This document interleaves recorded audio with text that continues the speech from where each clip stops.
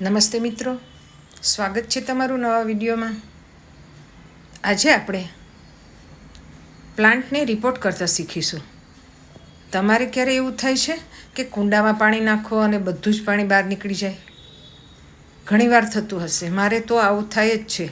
અને અનુભવથી હું એવું શીખી છું કે જ્યારે આપણું કુંડું પૂરેપૂરું મૂળથી ભરાઈ જાય, એટલે કે પાણી માટે પાણીને સ્થિર કરવા માટે સહેજ પણ જગ્યા ન રહે, એટલા બધા કુંડાની અંદર મૂળ ફેલાઈ ગયા હોય, ત્યારે આ પ્લાન્ટને રિપોર્ટ કરવો જરૂરી હોય છે। મારે આવો જ એક મરચીનો પ્લાન્ટ છે, જે તમે વિડીયોમાં જોઈ શકો છો। તેના કુંડામાં પૂરેપૂરા મૂળ ભરાઈ ગયેલા પાણી નાખવું એટલે બધું પાણી બહાર નીકળી જાય। તો આજે મેં તેનું રિપોર્ટિંગ કર્યું છે। થોડું મોટું કુંડું લઈ અને પ્લાન્ટને આખો બહાર લઈ લીધો, અને સાઈડમાંથી તમે જોઈ શકો છો ઢગલાબંધ મૂળ દેખાય છે પ્લાન્ટની અંદર।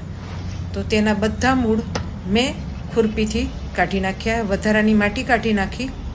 નવું એક મોટું કુંડું લઈ તેના હોલ ઉપર એક ઠીકરું મૂક્યું અને ફરીથી નવી ખાતરવાળી માટી તેમજ આ પ્લાન્ટમાંથી જે મૂળવાળી માટી નીકળેલી તે અડધા સુધી ભરી અને પ્લાન્ટને પાછું મૂકી તેની ઉપર મેં નવી માટી કે જે ખાતરવાળી હતી, વધારે ફળદ્રુપ હતી, તેમજ જૂના કુંડામાંથી પણ જે મૂળવાળી માટી નીકળેલી તે તેમાં બધે મૂકી દીધી અને આખું કુંડું ભરી દીધું। થોડી જગ્યા રાખી 5 થી 7 ઇંચની, કારણ કે વધારે આપણે ક્યારેક ખાતર કે નાખવું હોય તો એટલી જગ્યા રાખવી જરૂરી છે।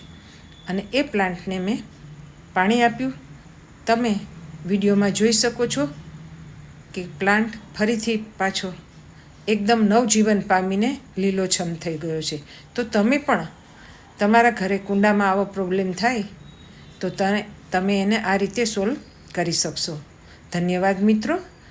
વિડીયો ગમ્યો હોય તો લાઈક પછી કરજો, પહેલાં મારી ચેનલને સબસ્ક્રાઈબ કરો।